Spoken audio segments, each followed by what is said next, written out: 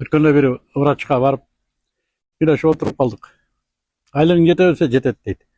Жетет дейт да, бирок дагы кошумча болсо жакшы болот эле. Мен айтып атам, эмне бизнеске кирбейсиң? Биз врачтар эмне бизнес кылмак элек?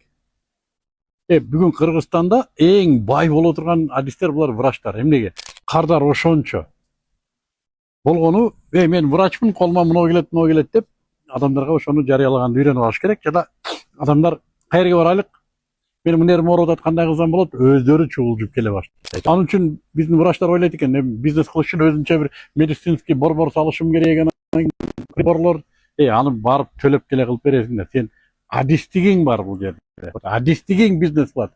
Клиникага төлөп кой, кыла берет. Койчу онлайнды үйрөнүп алса, өзүнүн о жердеги мышлениесин бизнеске которуп эле алса болду. Ал врач или бой медициналык борборду иштетип акча тапса болот. Ушуну үйрөнсө болот. Биз үйрөтө алабыз. Жана бизнес нөлдөн дегенге канча врачтар келди, канча медсестралар келди.